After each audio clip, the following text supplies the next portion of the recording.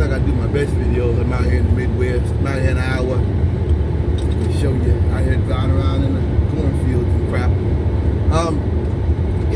I just want to say this, that I'm 35 years old, living under Trump, second reign of Trump, reign of terror, and it has made me accept my own morality.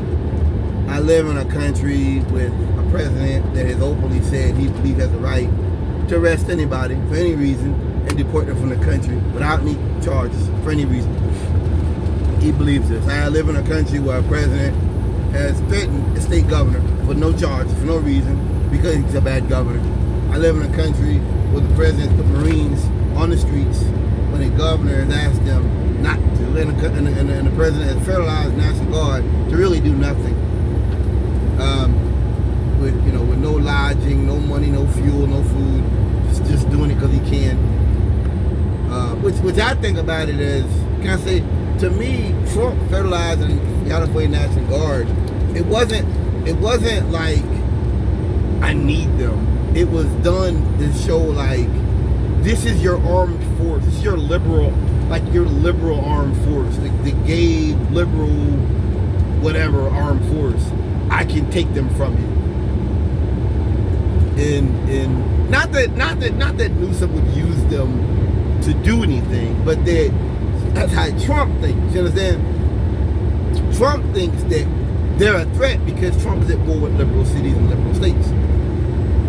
It wasn't to use them; it was to take them out of the game. You understand? It wasn't like I'm gonna kill them or hurt them or use them to kill you.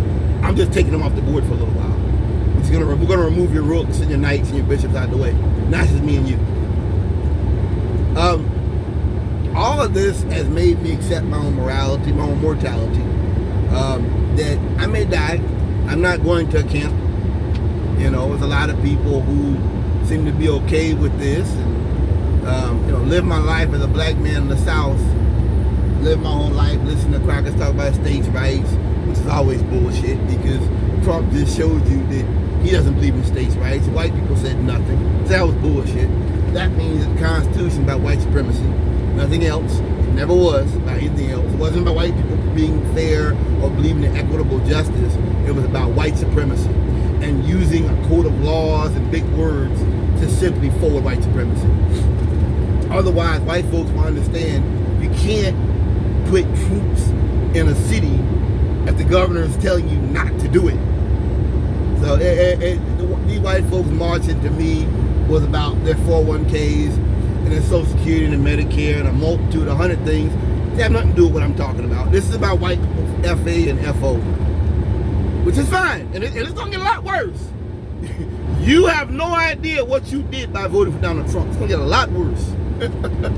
Trust me, you have no idea what you did. But it doesn't mean anything to me to see them marching. It doesn't mean anything. It is literally a parallel struggle. They are not fighting the struggle that I'm fighting. And what this whole era has taught me is to be appreciative of the people that have my life. And that it's weird that Donald Trump to me was this is white supremacy trying to scare black people and scare gay people and just scare society. That's why he had the military parade and they were out there walking instead of marching. And now Trump's he's on record getting mad at Hicks. That's because he literally, it was never about a military anniversary, 250 years of the Army. It was about menacing people. So we have this whole holiday to the armed forces, right? Memorial Day. And now I'm supposed to, so white people want me to celebrate Memorial Day, right? And the veterans, while the president is literally having a military parade with the intention to scare me. Nah, we ain't got no country no more. I see military vehicles on the road, and I think to myself, this is a potential enemy. I don't see them as, I don't celebrate the military. I don't celebrate these soldiers. I see you as a potential enemy. Take my freedom away from me, put me in a camp, and then one day I may have to take action. I see it just that simple. I don't see them as fighting for my freedom or any of that crap. And not just because of empire and because of the wars they fought in on the base of a lie, but because of what Trump has said himself, and of the fact I just said it, that he had that military parade to scare. The intention was to scare people. It was to menace the American. So I pay taxes. I pay taxes to a military that's being designed to menace me. And you want me to celebrate the flag and salute the flag and sing the Star Spangled Banner and all that? We ain't got no country no more, man. You want to scare us. You want to scare these babies. No, we can't have that. That's what you want. You want to scare people. It has made me accept my own mortality. As an anti-aging guy and all that, it has made me accept my own death. I'm not going to a camp. I will not go. If we're really going down the road to get rid of bond and get rid of warrants and get rid of and just arrest judges and arrest Congress, and well, then I know where this ends. I got a friend of mine buying on prison bullets now. I got my quick clot in here. I got my tourniquet right at my knee at all times. Then I know where this is going, and I accept it. I'm not going to a camp. I am not going to a camp. And Trump has said he wants to create more prisons over there for homegrowns. He said it, not me. This isn't a conspiracy theory. So it has made me be humble to the people in my life.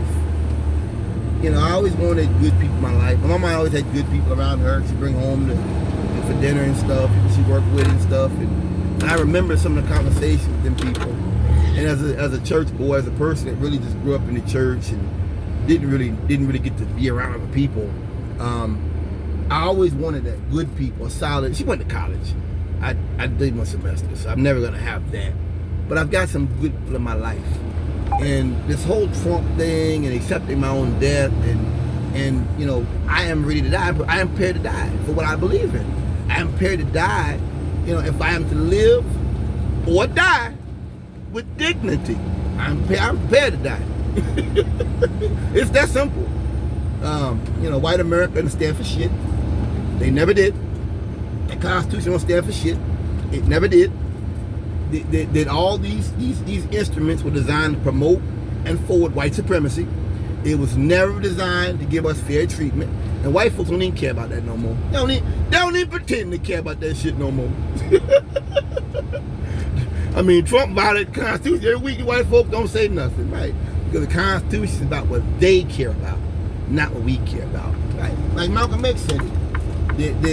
That if a black man screaming about the Constitution is out of his mind, he was right. That shit was not designed for us. They ain't even pretending no more. They ain't even pretending to be fair no more. You know, I have some good people in my life. I have a friend of mine started a trucking company that didn't work out for him. And I think to myself sometimes that I wish I had stayed in Charlotte where I could have worked for him. I mean, he had his own drop yard. He had to deal with somebody that used their trailers. I mean, he was leasing trucks. And you know, one thing I learned with Biden in this whole moment is that Republicans when Democrats succeed at things, they don't respect that. Whereas for me, even if I don't agree with a man on everything, the fact that he succeeds at what he's put his hand to, I can acknowledge that. That's one thing I learned. I can, and I think we should. I think we should.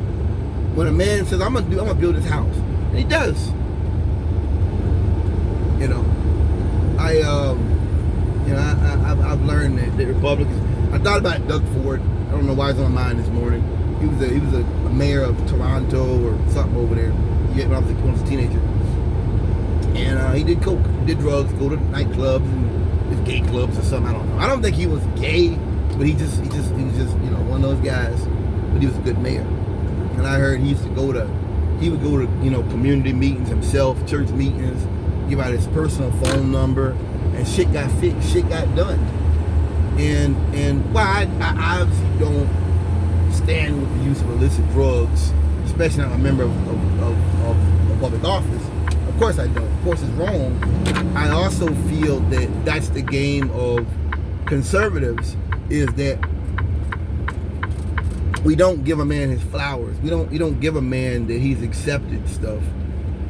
We just attack him off his personal demons. And he ended up dying. He ended up being a big fat guy. He ended up getting heart disease. He died. And my point is just that as I've gotten older, I'm the opposite. I respect a man that succeeds, and I think we have to.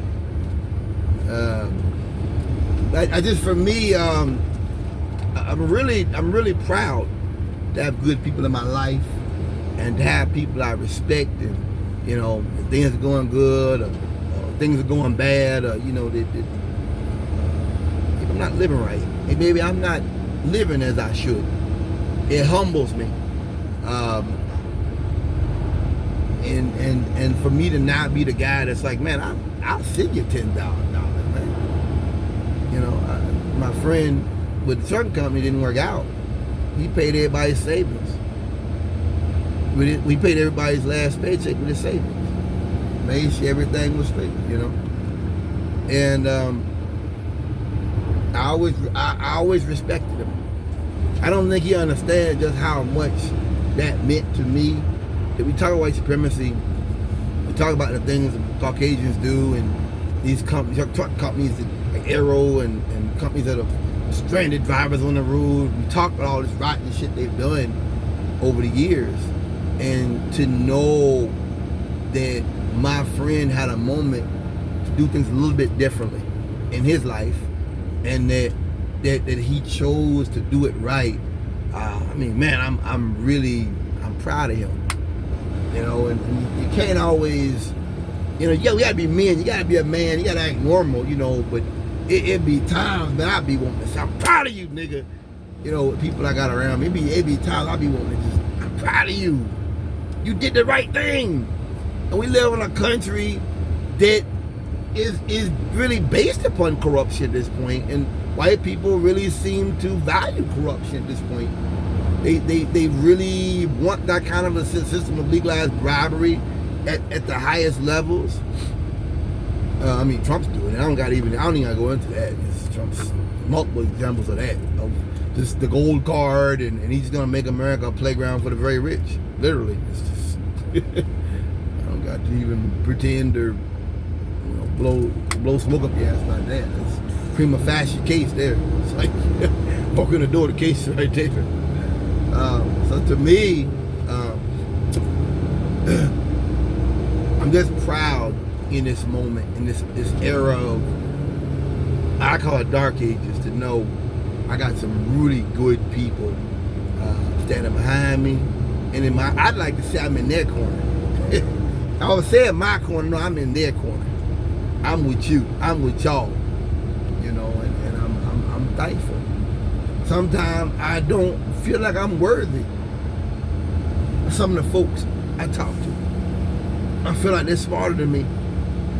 You know, and I feel like, you know, I don't want to say I can't keep up or nothing, but it's just, you know, they're older than me.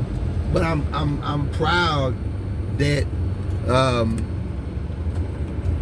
I'm proud to know them and have them on my phone, and to have them as friends and acquaintances. I'm proud, and not that they're living. You know, I'm not doing to be doing it. No, they're older than me, and I'm no longer trying to walk another man's path. You walk your own path, no matter how humbly. But to have, I think about Roosevelt's poem. He talks about the man in the arena, and my friend Chauncey with the truck company. That's how I feel about him. The man, you know, the man is the struggles and all that stuff. That's man. That's what counts. And that we're not in the arena. We're in the stands, or we're outside the arena. So we can't. Anything. I can't really. I think about what Churchill say. A man does what he must, in spite of obstacles and dangers and pressures. And that is the basis of all human morality.